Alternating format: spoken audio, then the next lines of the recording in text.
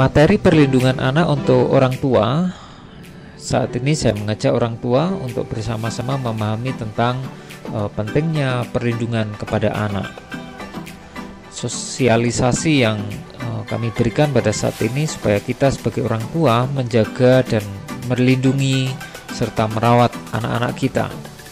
Nah, mari kita pahami tentang keberadaan anak. Hal yang harus kita perhatikan di dalam pembahasan kita pada saat ini tentang anak, ada beberapa hal. Yang pertama yang akan kita perhatikan adalah tentang definisi ulang siapa anak itu. Nah, berdasarkan konvensi PBB mengenai hak-hak anak, seseorang yang disebut sebagai anak adalah mereka yang berusia di bawah 18 tahun. Tentu saja definisi ini hanya memberitahu kita perihal identitas legal dari seorang anak, dan hal ini tidak mencakup segala hal yang membuat anak-anak itu berharga dan menginspirasi. Sehingga dari definisi ini kita perlu memahami lagi tentang mengapa kita menyebut sebagai anak, atau tepatnya adalah apa atau siapakah anak itu. Di dalam hal ini berbicara tentang anak, mereka disebut sebagai anak adalah yang pertama, faktor usia yang masih muda membuat anak-anak menjadi lemah dan bergantung pada orang dewasa. Yang kedua, anak-anak membutuhkan perawatan dan perhatian yang terus-menerus. Dan yang ketiga, segala hal yang mereka perlukan harus disediakan oleh orang tua yang lebih dewasa atau lebih bertanggung jawab. Nah, berbicara tentang perlindungan anak, supaya kita bisa melindungi anak dari segala hal yang berbahaya, baik disengaja maupun tidak. Ini adalah perlunya kita melindungi anak, sehingga setiap bahaya, setiap ancaman yang datang kepada anak itu bisa kita hentikan, atau kita bisa meminimalisir setiap kerawanan yang mungkin bisa terjadi terhadap anak-anak. Jadi kita harus melindungi mereka. Yang berikutnya adalah kita melihat tentang hati Tuhan bagi anak-anak. Kalau kita membaca kitab suci, di sana kita juga bisa memperhatikan bagaimana Tuhan itu sangat mengasihi anak-anak. Di mana Tuhan pada waktu itu ketika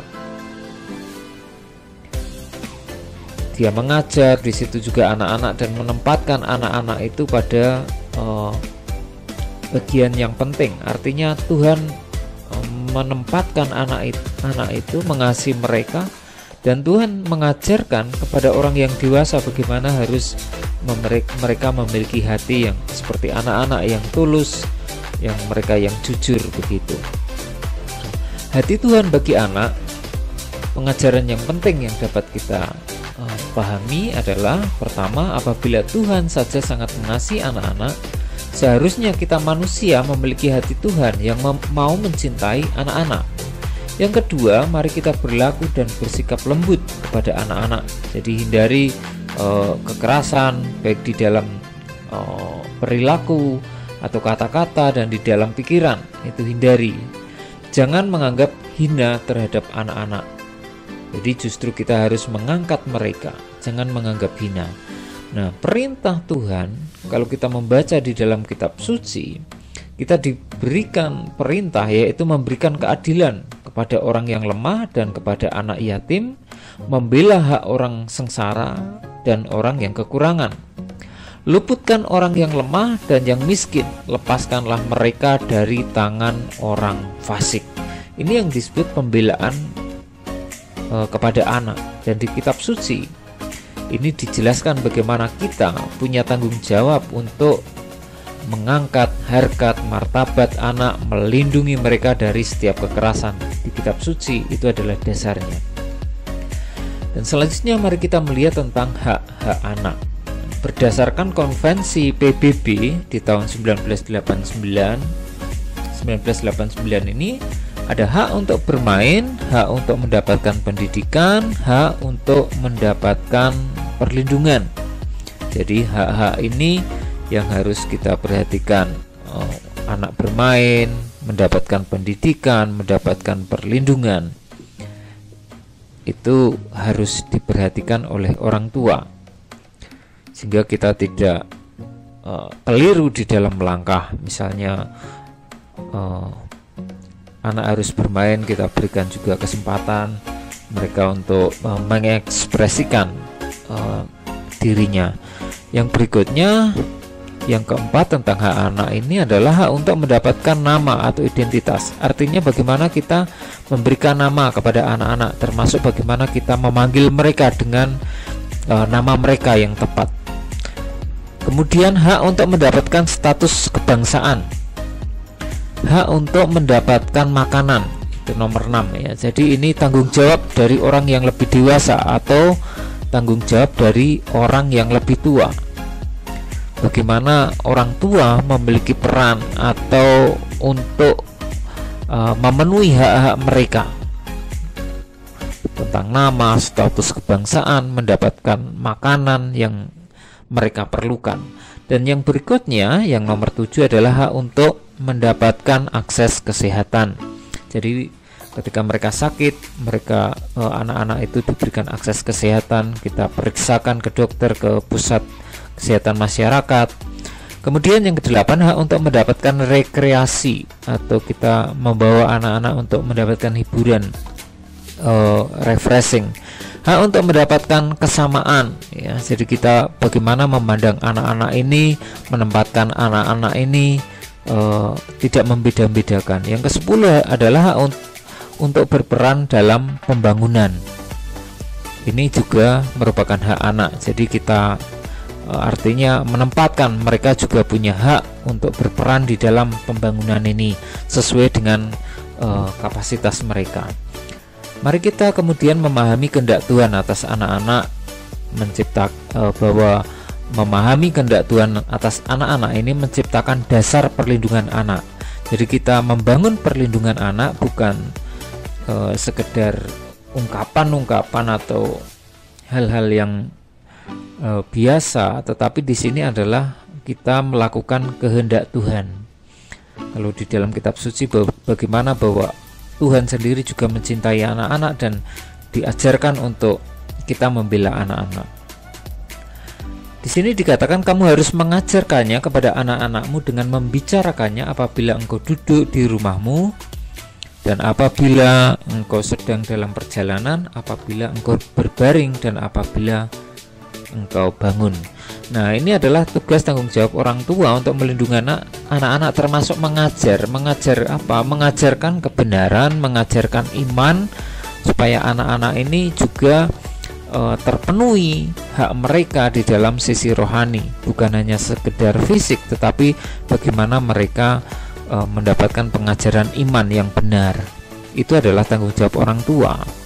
Nah, pelajaran yang penting di sini bahwa kitab suci mengajarkan kepada kita sebagai orang tua bahwa kita mengajar anak itu kebenaran-kebenaran iman itu secara berulang-ulang, tidak bosan-bosan, karena ini akan memudahkan anak untuk mengerti apa yang kita ajarkan.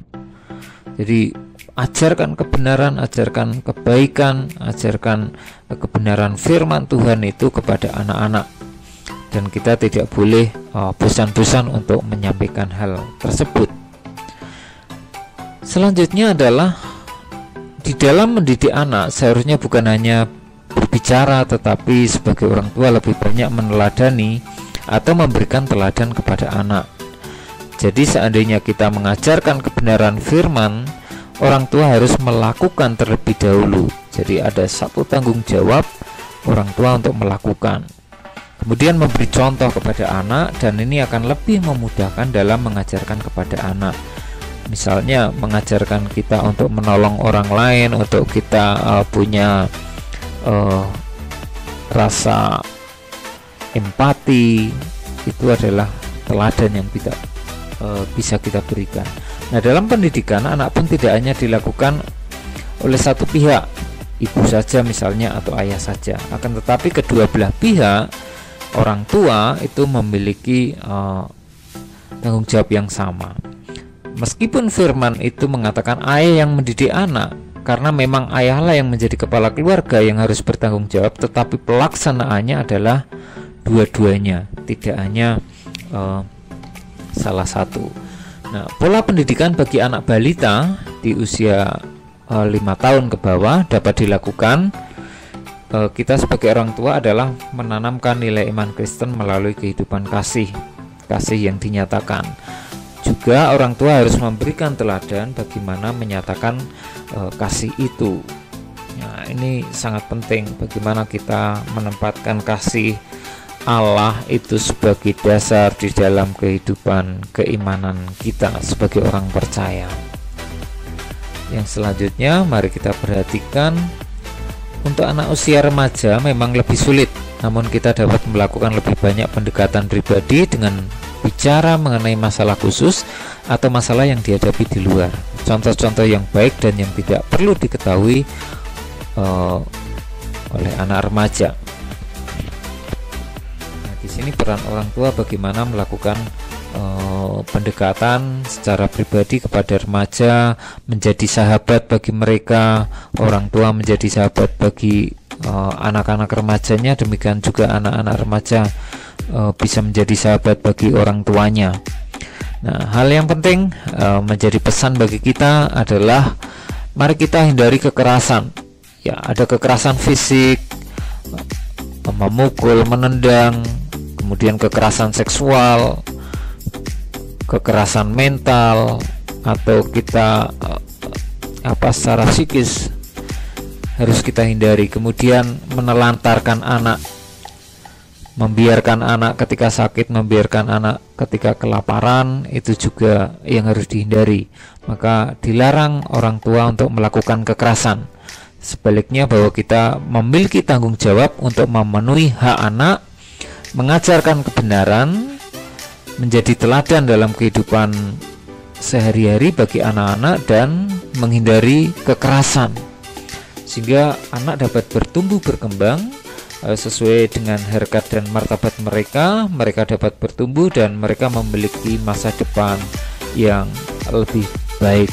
Ini adalah tanggung jawab kita semua sebagai orang tua.